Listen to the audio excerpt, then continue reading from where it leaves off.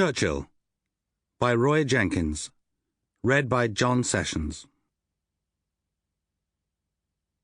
Churchill's provenance was aristocratic, indeed ducal, and some have seen this as the most important key to his whole career. That is unconvincing. Churchill was far too many-faceted, idiosyncratic and unpredictable a character to allow himself to be imprisoned by the circumstances of his birth. His devotion to his career and his conviction that he was a man of destiny were far stronger than any class or tribal loyalty.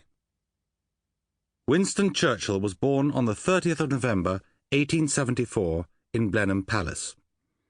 He should have been born in January, in the small but fashionable house in Mayfair which his father had rented to receive him. But, as Lord Randolph put it in a letter to his mother-in-law, "Lady Randolph had a fall on Tuesday, walking with the shooters, and a rather rough drive in a pony carriage brought on the pains on Saturday night." Everything to do with Winston Churchill's arrival in the world was done in a hurry. Perhaps Lord Randolph's most remembered phrase was his description of Gladstone as an old man in a hurry. His own style was at least equally that of a young man in a hurry, and perhaps rationally so, for although 39 years his junior, Lord Randolph predeceased Gladstone by 3 years. The hurry was preeminently true of his courtship of Miss Jenny Jerome. They first met at Cowes Regatta shipboard party and became engaged 3 days later. They were married on the 15th of April, 1874, in the British Embassy in Paris, and in May were given a public reception in Woodstock, for which Lord Randolph had been elected a Member of Parliament. Jenny Churchill was considered a beauty, and had already attracted much admiration before she met Lord Randolph.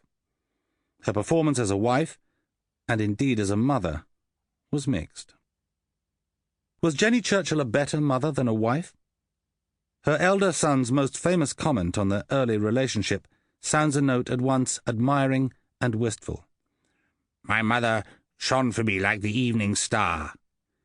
I loved her dearly, but at a distance." These sentences are borne out by the correspondence of the period.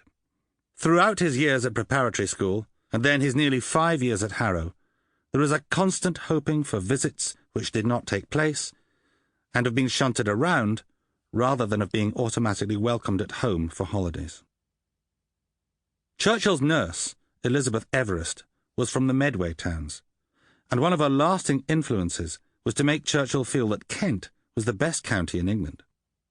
She would have approved of his acquiring Chartwell, his country house in Kent, 27 years after her death.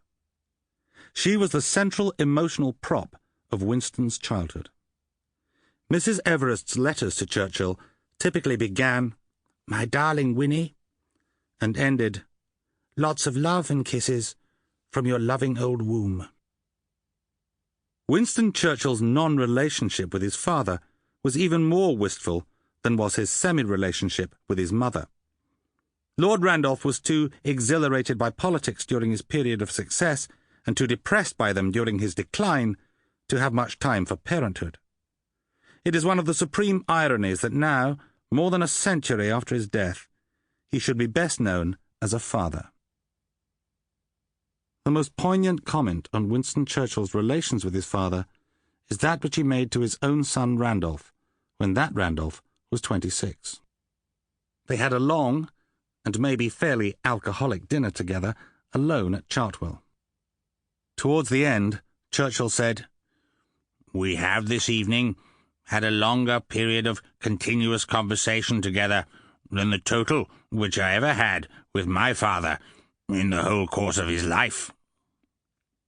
When Lord Randolph died, at the age of only 46, the main legacy that he left to his elder son, there was very little money, was a desire to cut a figure, accompanied by a conviction that he, too, was likely to die young, and that he had, therefore, better be quick about it.